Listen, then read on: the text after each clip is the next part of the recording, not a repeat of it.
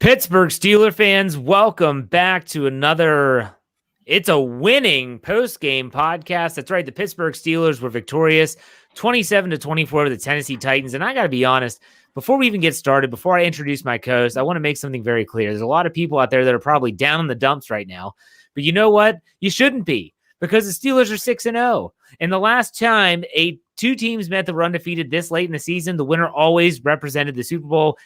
The Steelers won. I don't care how they won. I don't care that they look crappy in the second half. I don't care that the offense forgot to come out of the locker room at halftime. The Steelers win. Fans should be happy. And with that, I bring in Bryan Anthony Davis and Dave Schofield to talk it out as we always do. Bryan, what's going on? What are your knee-jerk reactions? It's 2 a.m. somewhere. Yes, boys. It looked pretty. It looked like you were going to get the supermodel at 8 p.m. It looked wonderful. You were already phoning your friend saying, hey, I'm not going to be back to the apartment later. And then things fall apart. She goes home with a hot guy. But around 2 a.m., you look across the bar, you get that wink, and you're like, I'll be okay. We'll take it. You'll take it. Dave Schofield, what's going on? Oh, this is going to be some interesting numbers when I go to break these down for tomorrow morning, because let's just say this.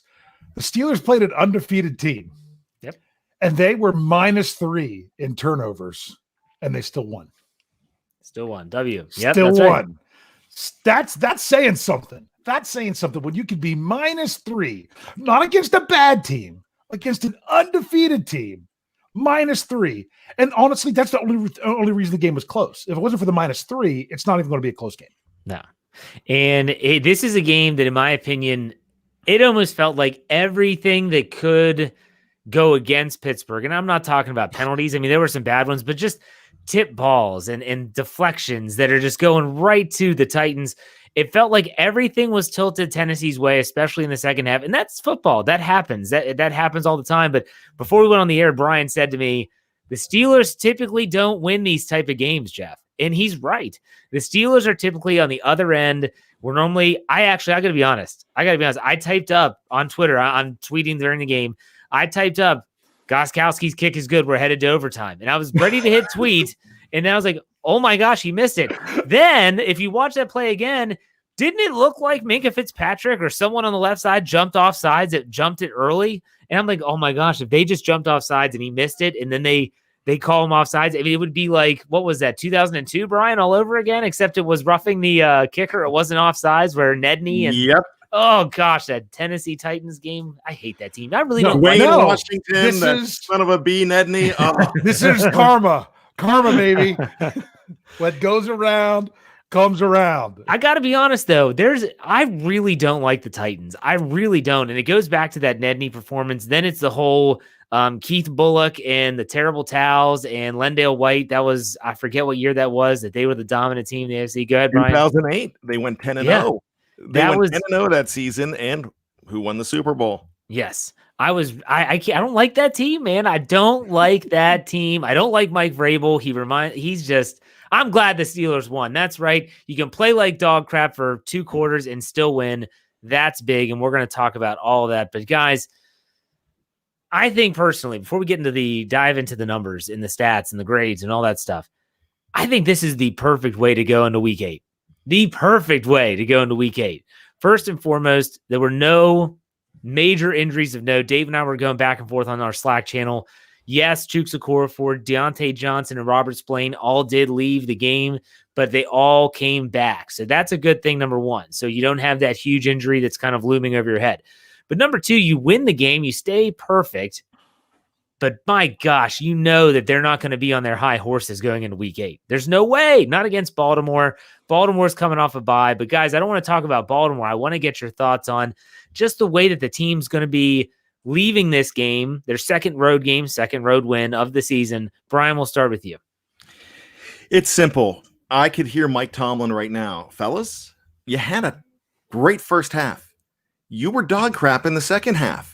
You were lucky to leave the state of Tennessee with a victory. That means that you know how to play this game. You have an opportunity to go ahead and do so much more. You're a special team.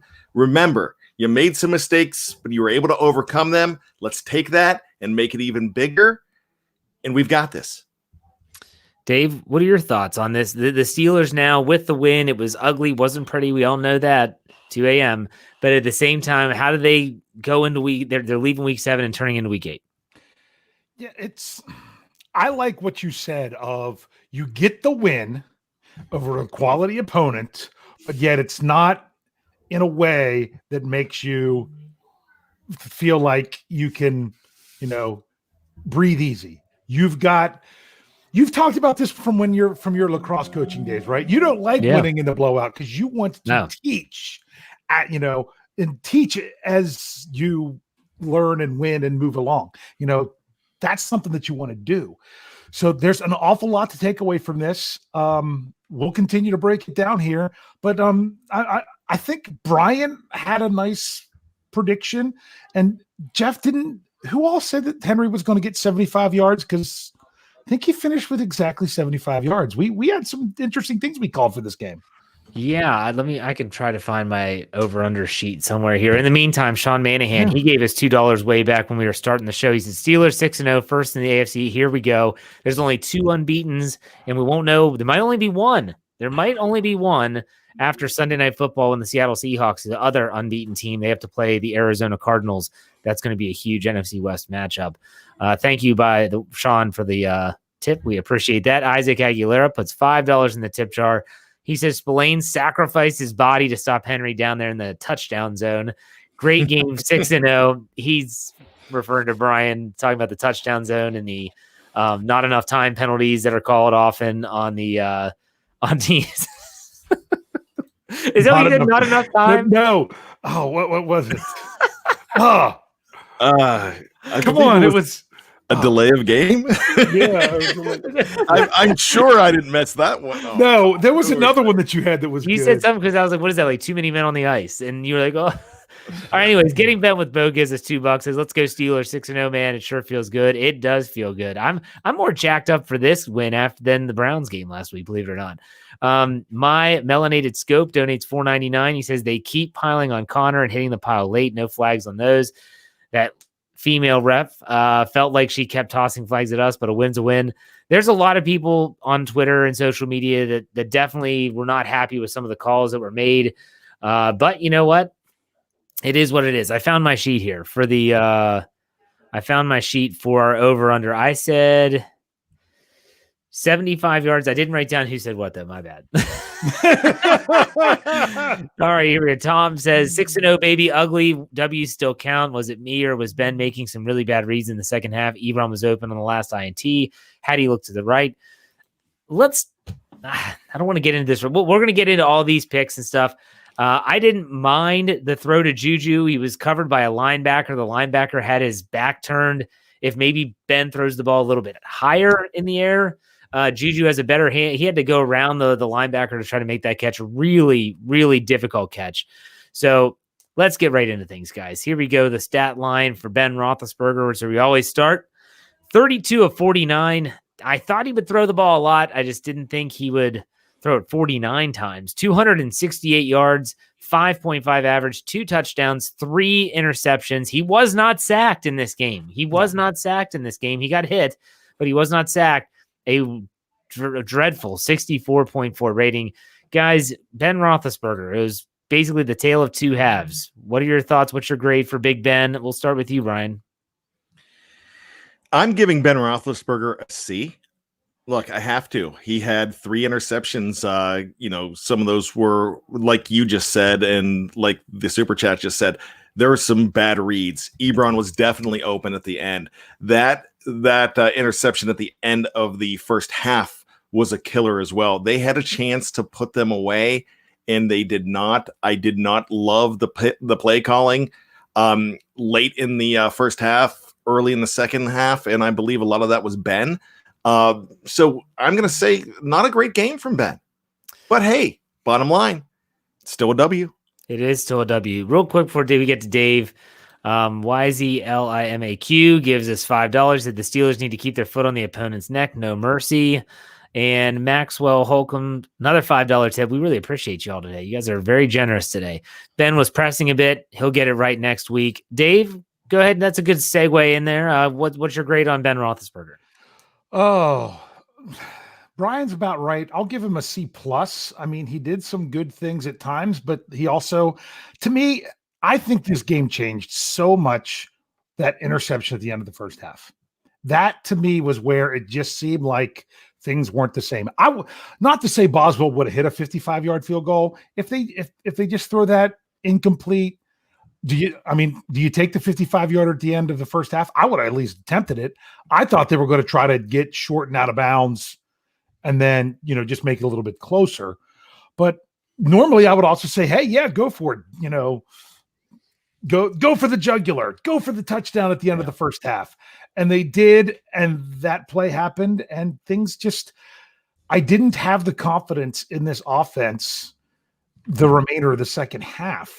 How about you guys? Because even on that long drive at the end, I'm just like, it was just one of those games. Things just happen to go well for the Titans. How many times has Ben had a ball batted down at the line of scrimmage this year? Finally, the one ends up in the arms of the other team. Yeah. One of those things. So some of these things were just kind of not all falling the right direction. So I can't give Ben a great grade, but it wasn't that terrible. I do think that I don't know. I'm really gonna have to break it down a little bit further than that. Yeah, and we're going to get a chance to digest this. This is all just knee-jerk kind of stuff here, but I'm going to give him a C. And real quick, about your point on the end of the half, to me, yeah, the decision to go deep was not a good one. I don't know if that was on Ben or Randy Fiedner or whoever. To me, the issue was with the false start on Eric Ebron. Yes. When Ebron jumps off sides, it throws everything else out of whack. All of a sudden, it goes from you're already in a comfortable field goal range. You can kind of think about how you want to approach this. I think then it turned to, okay, we're going to take a couple shots at the end zone. Maybe they didn't trust Boswell kicking that direction. Maybe they didn't think he had the leg. Maybe in warmups, he wasn't hitting deep. I don't know what it was, but for me, the Ebron false start is what really killed that sequence. And the Steelers they were penalized a lot, but back to Roethlisberger, the one thing, this is the first time, and let me look up the numbers here, 49 passes to 25 rushes. That's what was missing. Yeah. People say it didn't look right in the second half. That's because it wasn't balanced for some reason. Then James Conner got the majority of his runs in rush and yards in the first half, and then they just kind of abandoned the run in the second half.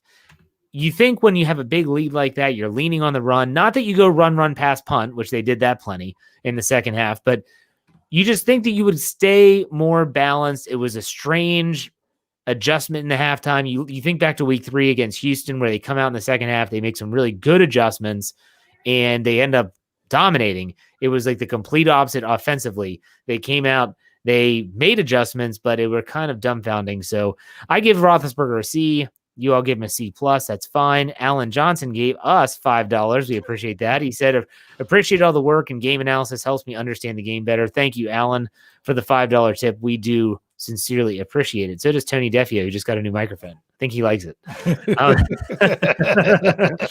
All right. Let's go with the next player. Let's go to the running game. Okay, James Conner rushes for 82 yards on 20 carries, 4.1. Would have had a touchdown receiving, but he dropped the pass. He had another one that was negated by I think that was the face mask on Chukwuekorfor.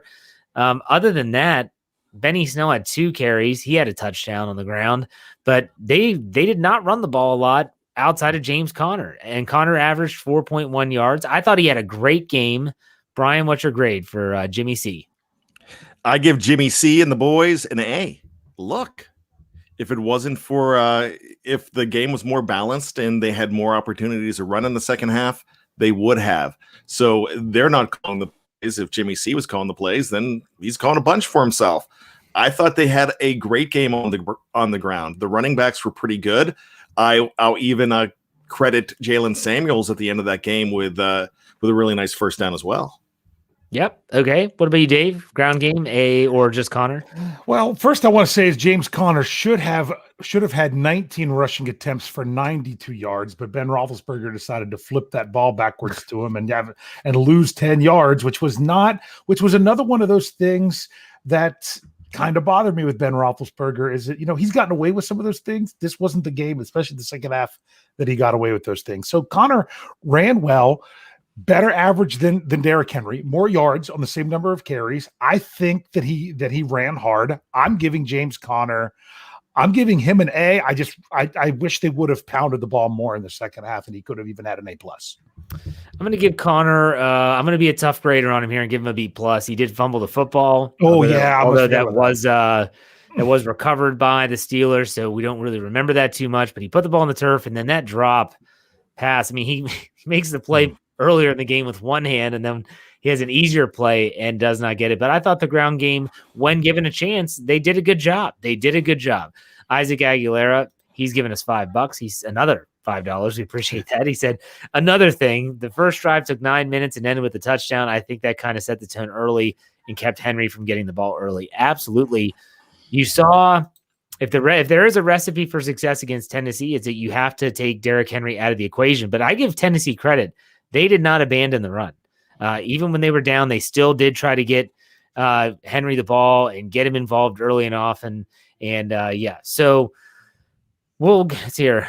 Iman says, is Deonte a wide receiver 1 now, or a top wide receiver? He gave us $4.99. We appreciate that. He said they drafted him using the pick they got for trading Antonio Brown to the Raiders. How poetic. I don't know, guys. I mean, he's struggled to stay healthy so far this year, but is Deonte Johnson a number 1 wide receiver? Brian? They're a number 1 receiving unit, and that's the best I can give you on that, because it's not going to be Deontay Johnson next week. It could be Chase Claypool again. Juju looked like a number 1 receiver a lot of the day as well. He just didn't get into the end zone like Deontay Johnson did. So we really didn't see Jimmy Washington at all. We didn't see Ray get anything as far as targets. So there was not much screaming for Ray except for that one great return. But you know what? It was a two-headed monster as far as receivers today.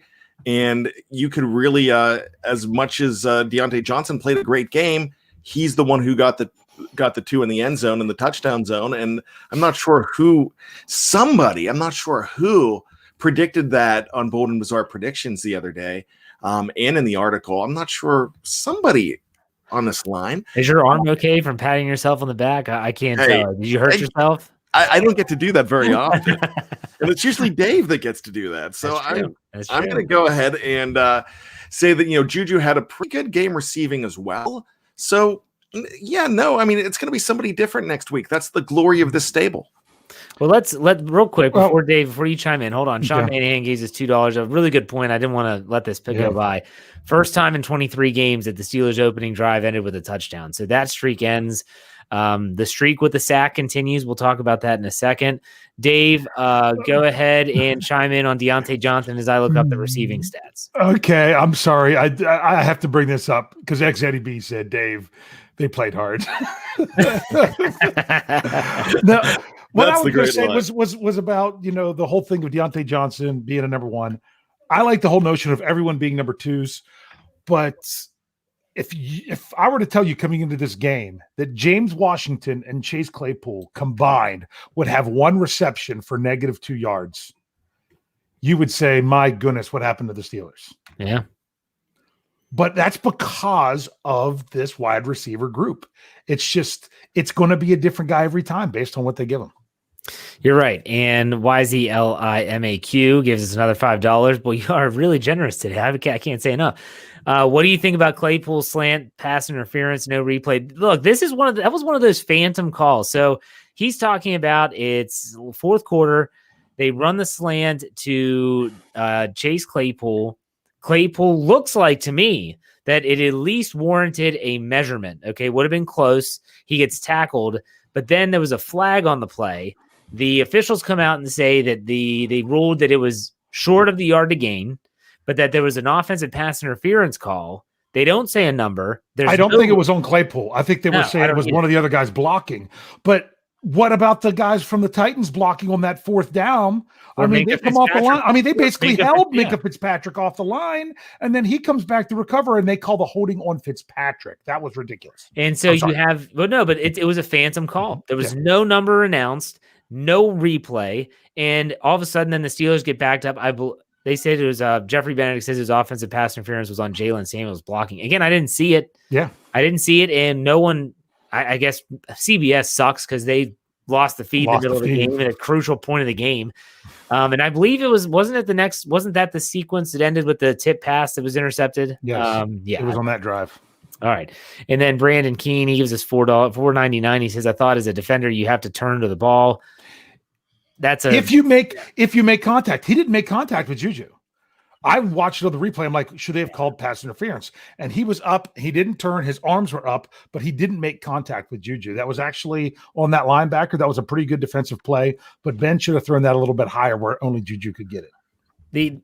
Now that I'm talking this out, the officials did. I thought they didn't have a good game. I really thought they didn't. You know what? One of the most frustrating things for me, and I understand that we have a TV angle and we're elevated. Some of the spots are just god awful. I mean, atrocious. For as many as they get right, like Derrick Henry being ruled down at the 1, they get wrong with a bunch of others. It's absolutely asinine. Can I give another example? Because it was when James Conner was diving to the end zone. Sorry, the touchdown zone. Sorry, Brian. And they deemed that he wasn't in. It was the right call, but they put the ball back at like the 2-yard line, but it was obviously inside the 1. And I think that was a first down. I think they actually could have gotten a first down in that situation. Yep. And those are the plays that worked out all right, though. Yeah, it did. Steelers win. All right, so let's go to the receiving core. Boy, these numbers were crazy. So Juju Smith-Schuster, 9 catches, 85 yards, 14 targets, 9.4 average. Deonte Johnson, 9 catches, 80 yards, 2 touchdowns, 15 targets, 8.9 average. Ebron, 6 catches for 50 yards. I'm looking back at my sheet here. I said 60 yards, and he was under there. So if you guessed, I said 50. You're right. He had a long of 22, 8.3 average. He had 8 targets. James Conner, 3 for 29. Vance McDonald, 2 for 14. Ray McLeod, 2 for 12. And like you said, James Washington was only targeted once and had no receptions. Claypool, 1 catch for -2 yards. Yeah, there you have that. So, guys, holy cow, that's a lot of people had receptions in this game. How do you grade the receiving core? Brian, we'll start with you. I'm only going to give the receiving core a B-, and I'll tell you why. Those guys were not, completely catching balls, especially earlier on. There were some drops, and there was 3 drops early, and there were too many drops in that game. So sure, Deonte Johnson had 2 touchdowns. Juju had a good game. They had a good enough game to win, but I can't give them anything better than a B-. Dave, what about you? Yeah, I'm going to give them a B. I like what Brian said about the drops. I also think, I don't know about you guys, but it seems like generally when there's a miscommunication between the quarterback and the receiver, that receiver is usually Deonte Johnson. Yes. Like he took off and Ben was wanting to do the back shoulder throw and things like that. But he's been injured. So I'm going to give him the benefit of the doubt. He's still my favorite player ever of all time.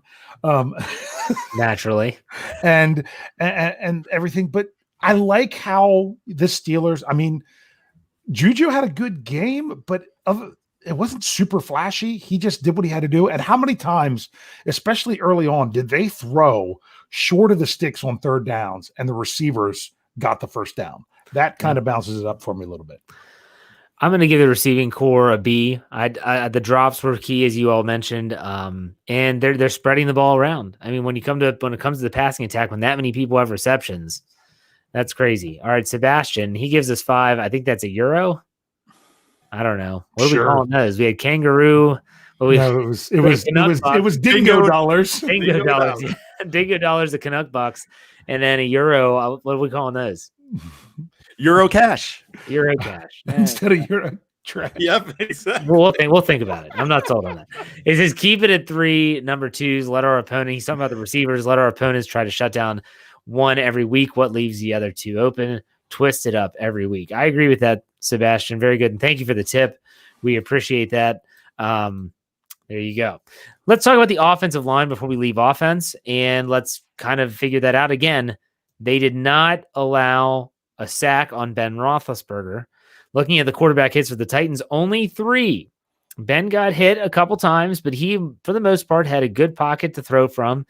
Other than that, they rushed for a total of 94 yards. So did not rush for 100 yards. Guys, if you're grading the offensive line, how are you grading them? Brian, go ahead.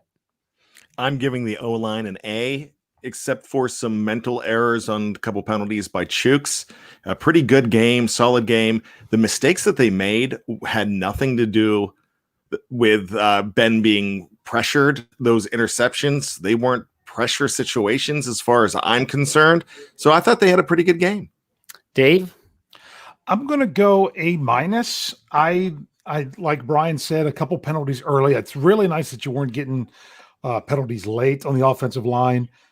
I'd like to see sometimes on some of those pass plays, maybe, a part of this is defenders playing back, so it's really hard to say, but I'd like to see a little bit more punch out of them to make the defenders keep their hands down. That would be nice. But that's what those guys are paid to do, though. Those defensive linemen and edge rushers is to knock down passes. So I can't say too much about that, but I think overall they did pretty solid. I thought Gerald Hawkins that came in for a little bit. I thought he blocked well when he came in as an extra blocker, and he had to fill in for Chooks for a little bit while Chooks came out due to injury, but then he came back in. I'm going to give it an A because the offensive line doesn't control what plays called. They just have to execute. They didn't give up a sack, and I thought they opened up some good holes.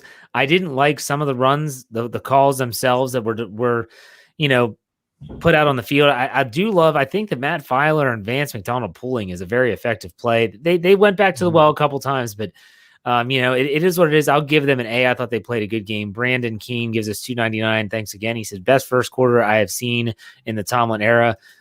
Might be the best first half. That was a great half all around by the Steelers. Let's do it this way. Before we go to our first break, let's do our offensive game ball since we're wrapping up the offense in this part one of our podcast. Brian, who's your offensive game ball going to today after the win? I'm still going to give it to Deonte Johnson, even though I've been a little bit critical of him. 2 touchdowns, those 15 targets. It wasn't a perfect game, but enough to earn it. Dave, who are you giving it to? Believe it or not, I think the strength of the offense today was James Conner, and he could have been even more if he would have got the ball. They don't like that.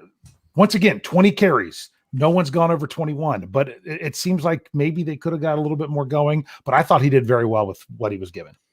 I'm going to go with Juju Smith-Schuster because he's a guy that had 2 catches and 6 yards last week. He's supposed to be the number one receiver. He's supposed to be the guy that all the defenses are trying to take out of the equation.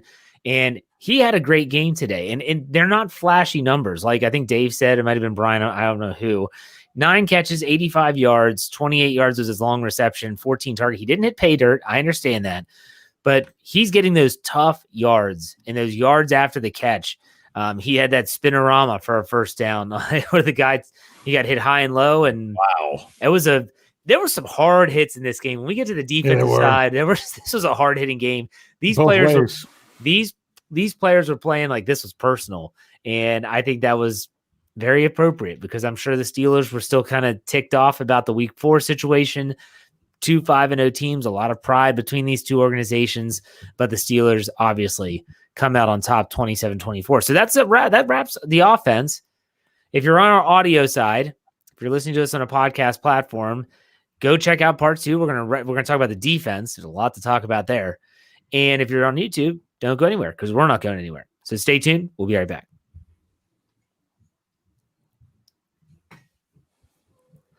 All right, Pittsburgh Steelers fans, welcome back to part 2 of the Steelers Post-Game Podcast. I'm Jeff Hartman, co-editor of BehindTheSteelCurtain.com. The Pittsburgh Steelers win 27-24 in Week 7. They remain perfect, 6-0. Now 6-0. And with me, the podcast producer, Bryan Anthony Davis, the other co-editor, Dave Schofield, and we've already talked about the offense. So if you happen to stumble upon part 2 of the podcast and you haven't heard the offensive part, go to part 1. And right off the bat, we're getting some more tips. My gosh, tips, super chats. Mark Davison, who does one of our Steelers touchdown and crew down there in Australia, give us a dingo dollar. $5. I think it's like 50 cents in our money. But anyways, he said that Jordan bloke played very well. Here we go, 6-0. Jordan Berry, I got ripped to shreds. People called me the jinx on Twitter because I said this is the best I've ever seen Jordan Berry play because he hasn't been having to punt. Yeah. He's just been holding. And then his average was 50, and he had both of them inside the 20. Well, okay. I still don't like Jordan Berry. I can't stand him. Someone said on Twitter, "Hey Jeff, how you feel that Jordan Berry's back?" And I just had a picture of someone getting hit in the nuts, and it's like that's what it feels like. So we'll get to the specialists. We'll grade them out here. Let's go to the defensive side of the ball. Let's talk about the front seven. We're talking about the defensive line and the linebackers. Vince Williams finishes the day with 10 total tackles, leads a team, 9 solo. He had 1 sack, 2 tackles for loss, 1 quarterback hit. TJ Watt, 5 tackles, 4 solo, 1 sack, 3 tackles for loss, a pass defense, and a quarterback hit. Holy cow, that was a day.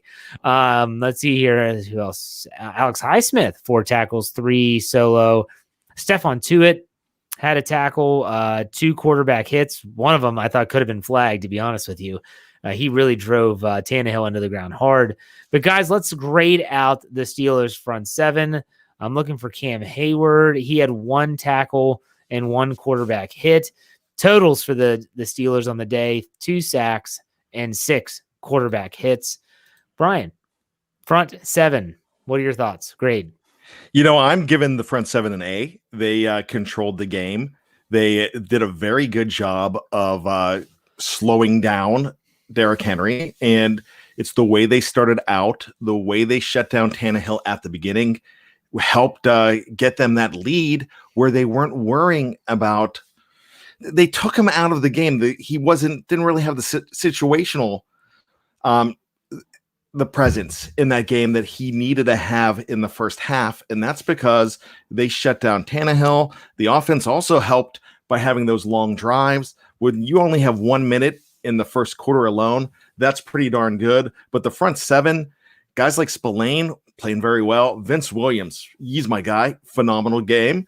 And I've got to mention this. Our guys from Tennessee Titans Weekly, our buddies from the Titans, they're in the house. And I just want to mention to those fellas that Hayward may be long in the tooth, but he's still doing pretty well, fellas.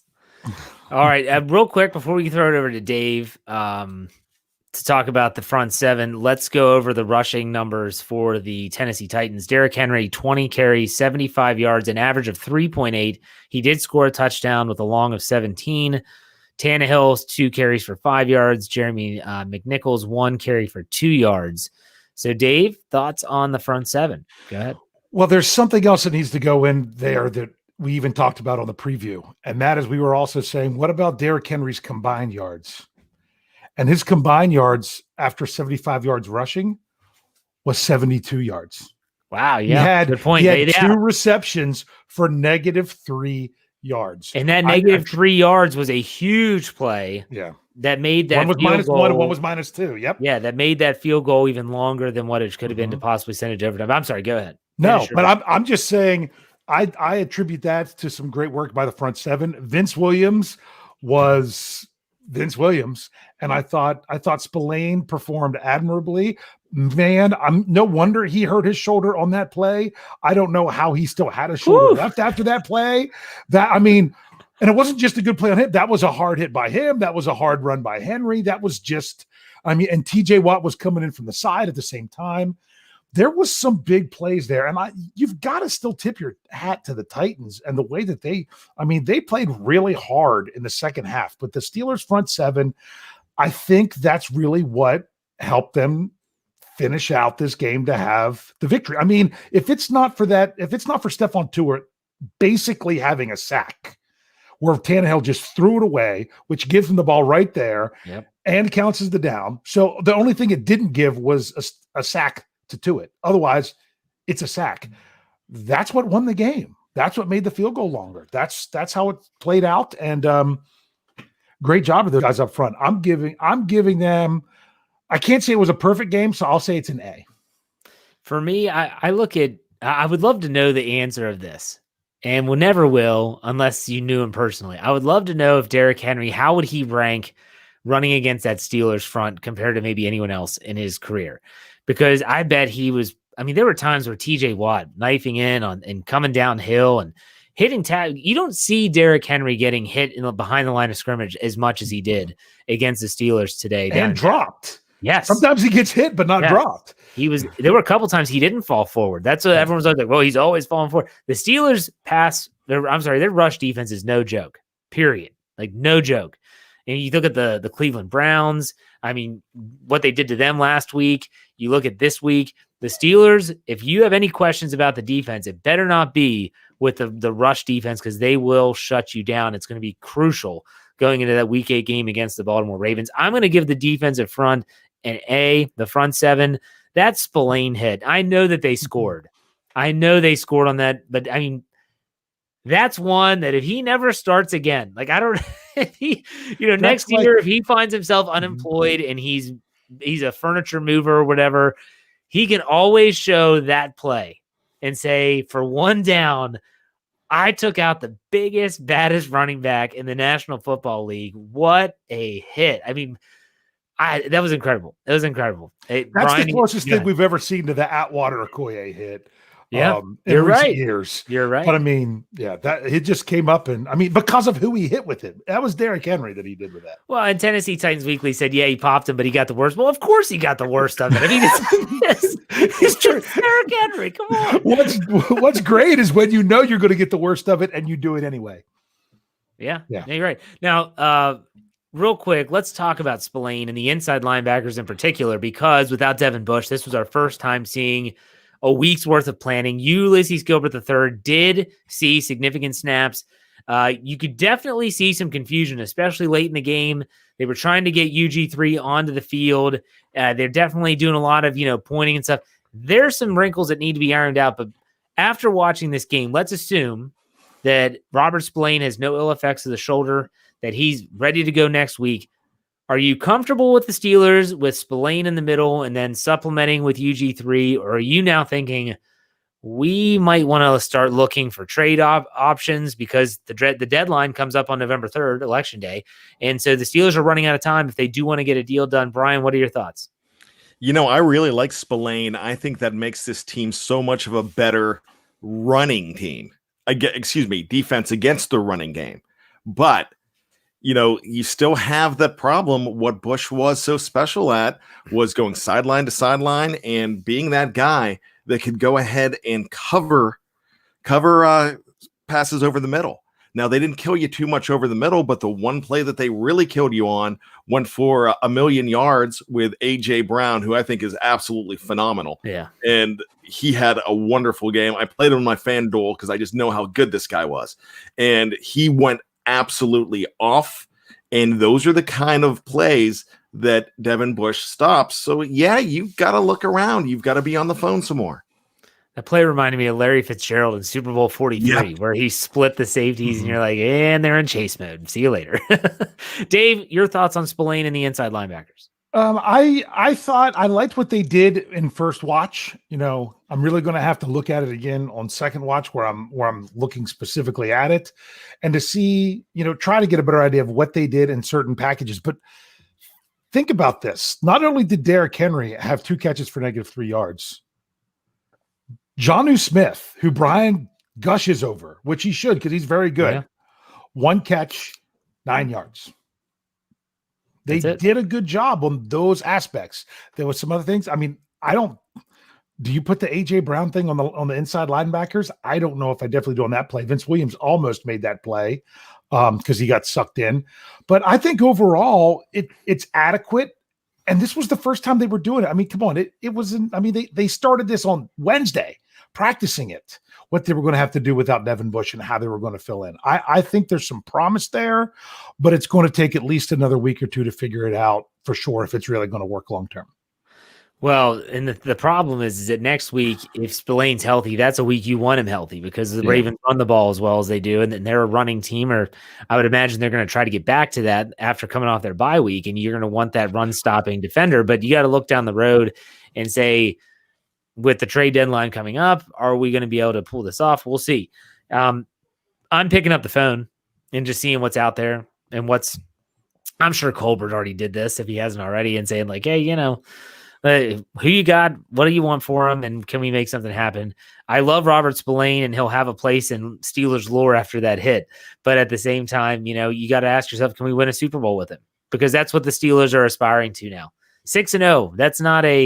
That's a good start. That's a holy cow. You're preparing for a top seed, which, by the way, before we go to the secondary, Dave, the ramifications of this win is something you had talked about before. Winning this game on the road. And you talked about it in your Stat Geek. I mean, my dad's always he always said and says still what you said in your Stat Geek episode, which is win all your home games and split on the road, and you've got a 12-4 record. Well, the Steelers haven't lost yet, but this is a huge win. I mean, in regards to the positioning, I don't think that the Titans are going anywhere. I don't think that they're not going to be in the discussion for the playoffs. The head-to-head tiebreaker is huge, right, Dave? Oh, yeah, absolutely. When I said my other bold prediction was this game isn't going to be one that we think of as being the key game, I don't know that it's going to be Pittsburgh and Tennessee, separated by one spot in the playoffs. I would love to say nothing more that they'd have the chance to meet in the AFC Championship game, but they might see each other earlier on. So, because there's still a lot of football to be played. But this is big because when you rank your games in order, first of all, you look at the home and away, like Jeff already mentioned, but you need to win your division games first, your conference games second, because the thing that hurts you the least is losing a non-conference game. But with the Steelers playing the NFC East this year, losing a non-conference game is embarrassing. So you don't want to do those either. Yes. So let's just keep winning them all. Well, let's do that one. I like that idea. What do you think about that, Brian? 16-0, get that mohawk for Bryan Davis. That'd be great. Wow, did I say that? We got to check the tape. Check the tape. You did. That was Mike Hilton and sacks. Now, 10 sacks was the porn stash. 16-0 was the mohawk. Mm-hmm. You said it. It's on. You cannot get out of it. All right, yeah, that's true. I'll go ahead and do that. Here's the thing, guys. Okay. When we look back at the beginning of training camp, and even before then, when we talked about not having a lot of fans in the stands, not having training camp, there's one thing that we all agreed upon. When you look at the standings at the beginning, at the end of the year, there is going to be something that is going to really stand out. And it's not going to be a lot of parity in the middle. You're not going to have that. You're going to have a lot of teams. There's going to be somebody that's going 0-16, 1-15, but there's going to be a lot of 2-14s and 3-13s. At the top, you're going to see a lot of 14-2s, 13-3s, and 12-4s. You're not going to see. You're going to know who the top 7 is right away, and you pretty much there's only 9 teams really in it right now for those 7 spots, and we pretty much know who those 7 spots are probably going to go to. At least the top 5. They are. If you look at the standings, 1 loss in Baltimore, 1 loss so far in Kansas City. You've got 1 loss in Tennessee, and the Steelers are 6-0. And that could change in one game. So, I mean, it's anybody's conference. So this game is so important to the Steelers, just like Dave said, because now you've got that conference tiebreaker over Tennessee. And now next week becomes so important. The whole thing could number 5 seed, who is Baltimore right now, could be the number 1 seed at the end of next week. So you never know. But the bottom line to the Tennessee Titans, they are a very good team. And when the Steelers were up by 20, I still was not comfortable at all with this game because I know how dangerous they are. We really have to have a great respect for A.J. Brown after that game. And Derrick Henry, you could say you shut him down all you want. He's the real deal. Oh, yeah. He's the real thing. And if he had more time, if they were able to play his game, that could have been very different. And the whole time I'm thinking, just like last week, he could reel off a 94-yarder. He had all those big runs in the playoffs. He could kill you time. And Tannehill's good enough to control those games. So we're going to see these guys again, possibly. Somebody's going to see them, and they're going to go far. Yeah, we'll see. Dave, you wanted to chime in before Brian? Well, I wanted to ask a question. Sure. Now that it's over, how much of an effect did you think of not having Mike Hilton had on this game? Well, then it would be a good segue into talking about the secondary. Exactly. I think it had a significant effect because Cam Sutton is good, but Cam Sutton does not play the line of scrimmage like Mike Hilton does. He doesn't do what Hilton does. No. And when you have both of them, it's perfect because you have Sutton as the dime back and you've got Hilton as his nickel spot. If I'm guessing, the Steelers probably, if this was a playoff game, I bet Hilton would have tried to go. But the Steelers are probably saying if we give him this week off, he should be good for Baltimore, which is the bigger game. It's the bigger of the two games. But I think that there was a noticeable difference. Brian, what do you think? Absolutely. I really like Cam Sutton's game, so hats off to him. But like I believe Dave Schofield said it last week that you have the absolute best, nickel corner in the game, the slot corner in the game. And that's really what Hilton does. And the reason I made that sack bet is because he still has an opportunity to get 10 sacks or 16 sacks, which was the original Mohawk bet that you guys switched around. But Hilton is that good. No, we did not switch that around. No. Yeah. So if you think you're going to get him on the cheap next year, you're not, because he's so important to that defense. But they're deep. That helps. All right, Brandon Keene gives us $1.99. He says Hayden's the weakest link. He must play better. Let's talk about. Thank you, Brandon, for the tip. By the way, let's talk about the secondary. Okay, so first and foremost, Ryan Tannehill finished 18 of 30 for 220 yards, 7.3 average, 2 touchdowns, no interceptions. He was sacked 2 times for a 104.9 rating. Receiving, AJ Brown goes off, 6 receptions for 153. 25.5 average, 1 touchdown with that 73 of those yards came off of that 1 catch and run. Corey Davis finishes 6 for 35. Adam Humphries 1 for 19. That was that fluky crap completion. I'm sorry. And then Jonnu Smith 1 for 9, and then a couple others for some smaller numbers. The Steelers defenders, let's look at past defenses. Hayden and Watt had 1. Cameron Sutton had 2. Terrell Edmonds had 2. I thought Terrell Edmonds played a great game. 6 total past defenses. Guys, let's talk about the secondary. Let's grade it out. Go ahead, Brian. I'm going solid with a B on the secondary. I really think that number 34, Terrell Edmonds, is having a really good year. I don't think they were victimized at all. That 73-yard play, you take that away, just like we did with the 74-yard run by Miles Sanders a couple of weeks ago against Philly. And you look at it that way, and you're like, well, okay, they kind of controlled the receivers for the most part. I really didn't think the defensive backs were the reason that they almost lost that game. I thought it was more Ben Roethlisberger. But hey, once again, they escaped. But I thought the secondary was decent. Okay, Dave, what grade are you giving the secondary? They had some great plays, and they had some not so great plays. And their great plays were in the first half more than anything early on. Those fluky plays that allowed the Titans to get the touchdown was kind of one of those crazy things. I mean, and that's kind of the difference of the game is you've got, Ben Roethlisberger having some of these plays, balls that gets batted around and the Titans end up with the turnover. Takeaway. Then you get plays like that where he overthrows the receiver and bats the ball in the air and it lands right in the hands of another receiver. So it just, I don't know about you guys. That's just kind of how it felt all game, that things were going to go Tennessee's way and they weren't going to go the Steelers' way. And yet the Steelers still overcame. I thought that the secondary, I'm going to say maybe, I'm going to say a B, because I don't know that they did anything that amazing all the time, but they also had their struggles at times as well. It was enough to win. Yeah, I'm going to give them a B. I think that the Steelers secondary, this is a team, the Tennessee Titans, that don't give up a lot of pressures. And so, and we'll talk about that pass rush here in a second, but they don't give up a lot of pressure. So you don't have that, I guess I want to call it a crutch. You don't have that crutch of, well, if I can just make him go to his third, if they can make him go to his second or third read, I'm fine. I'm going to win that matchup. Well, Tannehill doesn't get taken down that often, and so because of that, he's able to go through his progressions, and they were exploited a little bit. So this is nothing new. I'm going to give him a B. I thought it was a good enough to win, like Dave said. There's room for improvement, but I will say this: if Joe Hayden is their weakest player, then that's a pretty darn good secondary, because I think Hayden still has a lot of good football left in him. Real quick, let's talk about the pass rush in specific. We talked about the front seven, but let's talk about the pass rush. They only had 2 sacks. They did end up with, I believe, 6 quarterback hits. Yes.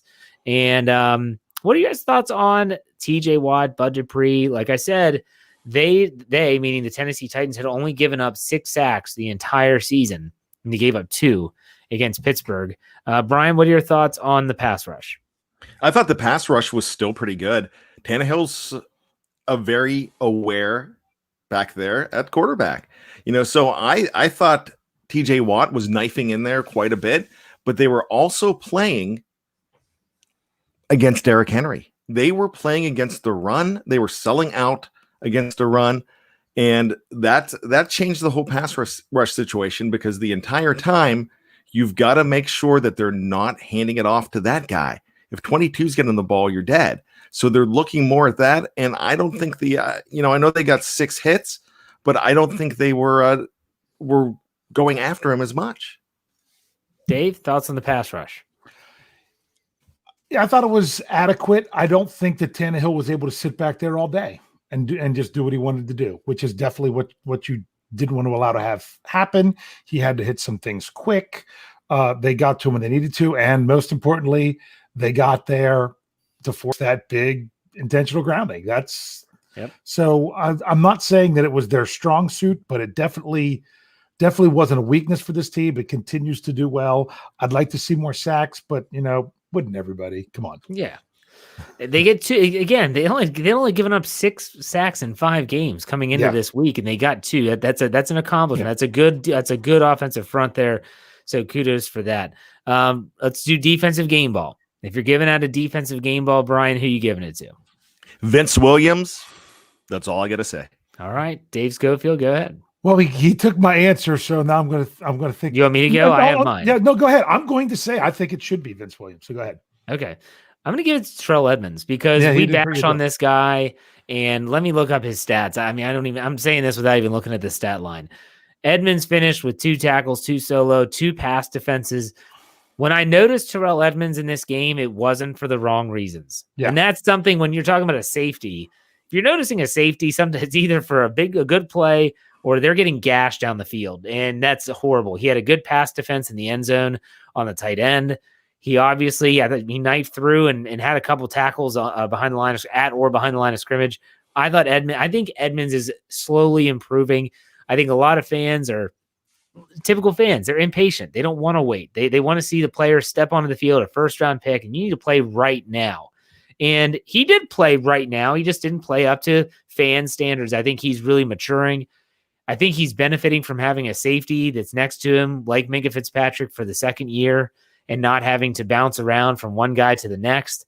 You think about it, he came in the league with Sean Davis, and then it was someone else. Who started week 1 last year at safety? Who was that? He didn't finish the year. Cam Kelly, yes. He got arrested and they cut him. Cam Kelly was back there, and then they get Minkah Fitzpatrick mid-season or early in the season, and he finally looks like he's meshing with that secondary, and that's a good thing. So, okay, very good. Let's real quick, a couple questions here to finish out the show for you guys. And these might be some talking points for my Let's Ride podcast on Monday morning, or Monday at noon, I'm sorry. How much credit do you give Mike Tomlin for the 6-0 start to the season? Brian, let's go with you first.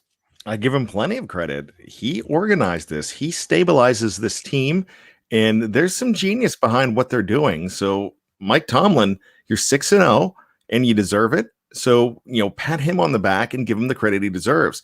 The one graphic that CBS showed today was the fact that he is right now tied for second place for 13 seasons to start an NFL career without having a losing season. Well, unless disaster strikes, half the team gets hurt. Yeah, 6-0 is pretty close to 2 more wins. That means he's going to be tied for first place there, and that is pretty remarkable. So everything he's doing, I think he is a positive force for this team. They really don't win despite him. They're winning because of this guy.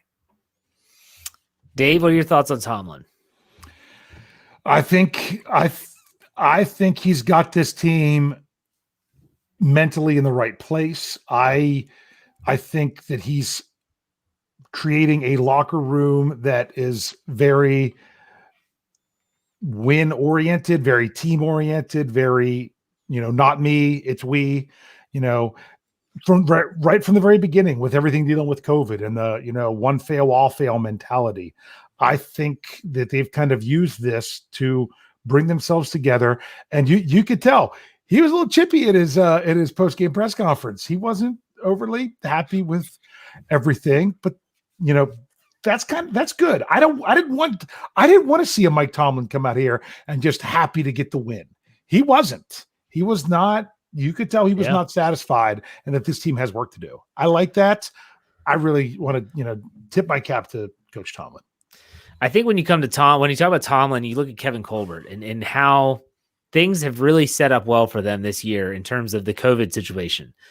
Think about a team like the Cincinnati Bengals. Okay, rookie quarterback. You have no in-person workouts, nothing until training camp.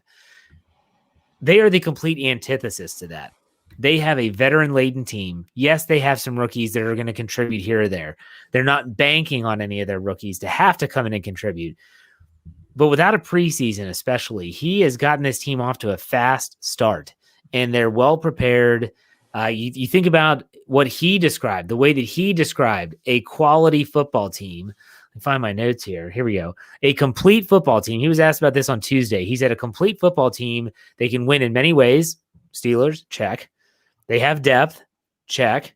He said they have a high floor, meaning that sometimes the worst that they play is still good enough to win a lot of games. I'd say check. They're consistent in consistency. Guys, you would say check, right? I think. They're tough to beat. They don't beat themselves. I mean, they're not a highly penalized team this year. I mean, they had more penalties today than they usually do, but I mean, they're not a highly penalized team. So kudos to Mike Tomlin. I think he deserves a ton of credit. Steeler fans hate, not all, but there's a good majority that hate to give him credit for anything. I think he deserves a ton of credit, and so does Kevin Colbert. Speaking of the front office, Tom Muir says he gives us $5 in the tip jar. Says if Omar Khan, another genius in the Steelers front office, is savvy enough, they should tell Bud and TJ either one stays and one gets paid, or both take a little less and end up in the Hall of Fame as the best outside linebacker duo. I'm not so sure how that's going to work out. You're going to pay TJ Watt. Not sure if you're going to be able to afford to pay Bud Dupree, so we'll see about that. All right, last question for you guys here. So far, we're 6 games in. The Steelers have beaten some not-so-good opponents, and they've beaten some pretty solid opponents with winning records in back-to-back weeks. How confident are you right now that the Steelers can hang with anyone? Dave, I'm going to start with you this time. Hang with anyone? They can beat any team in the NFL. Exactly. I think they can hang with anyone. Like you say, this was another one of those not perfectly played games, obviously with the 3 turnovers and everything, and yet you still came out on top over an undefeated team on the road. That says a lot. So they can hang with anyone. And I think they, if things are going their way, then I don't think there's anyone that takes them down, if you know what I mean. I honestly think, but the thing is, a lot of times the Steelers and things going their way is a lot of times their own making. I still think that first interception by Ben just might have changed his mentality just a little bit. It just didn't seem like the same offense after that. So you've got to get rid of those things. You've got to keep moving. You can't let those things bother you. I think when the Steelers get rolling, look at this first half, and that shows that they can stick with anybody in this league. Brian, what are your thoughts on that situation? How many times over the years have you watched a New England Patriots game and they're on the ropes? You're like, finally, they're going to lose, and they find a way to win, and it's not the prettiest of wins. And that's really what the Steelers are doing. They are ugly. Yeah, they're able to get bounces their way. They're able to, most importantly, overcome stumbles along the way. And this team last year or 2 years ago really couldn't do that. But they're like, all right, we screwed up here. Just like an Animal House. All right, we screwed up. But you know what? They could turn around and say, all right, let's, boys, it's time to, just like the program, put the women and children to bed and go looking for dinner. And that's exactly what they do. That defense stepped up at the end. Dave keeps on citing Stephon Tuitt and that what was it, a third down play? That was where or it was that second down play where the loss of downs, and it was absolutely fantastic because he forced that. That should have been a sack. In fact, I'm not understanding why it's not a sack in his stat column, because that was really something that he forced, and the defense was able to do that. They pick themselves up when they need to pick themselves up. That's what makes a good team. So to answer your question from long ago, not only can they hang with anybody, but they could go ahead and control games now, which they weren't able to before. They controlled this entire game. They did let the Tennessee Titans back in it, but when it's time to say enough is enough, they're able to put their foot down. These next few games are going to be really important for me as I watch the Steelers. If you think about this win, going to Tennessee, going to Nashville, it's not an easy place to play. These are the most fans the Steelers have played with in attendance yet this season, and they find a way to beat an undefeated Titans team. Next week's going to be telling as well, because to me, a Super Bowl contender can take their show on the road and still play their game and still win the way that they want to. And so the Steelers winning this game, I don't care what it looked like, winning this game is huge. They found a way to win. I also think next week in M&T Bank Stadium is going to be a very, very important talking point and could be a step-off point for the Steelers in terms of if they win this game, you get a 2-game lead in the division. It's going to be huge.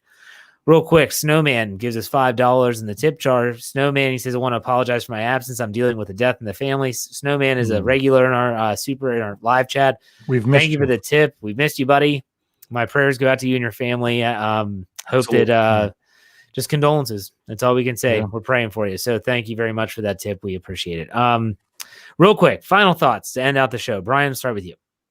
6-0, and they're doing it their way. Thank you, Frank Sinatra. Dave Schofield, go ahead. Hey, do you realize that the Steelers have outrushed their opponent every game so far? I did not know that. They did. And they've only given up 100 yards in one game.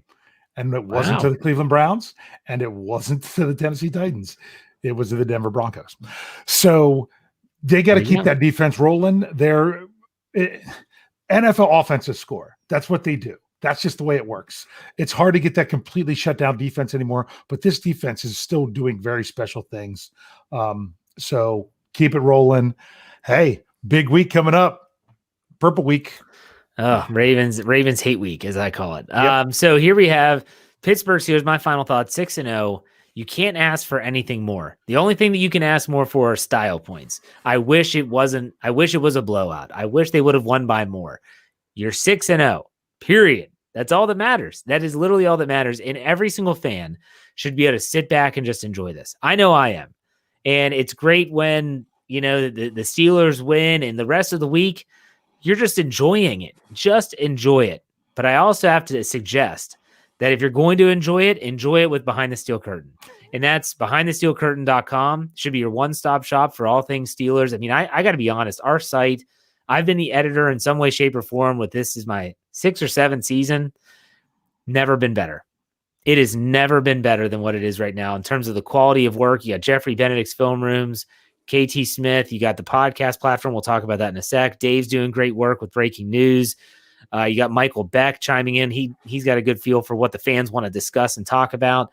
And then our podcast platform has exploded as well. We're giving you a ton of content. And if you're someone that just wants to hear about the Steelers, you could literally listen to our podcast platform all day.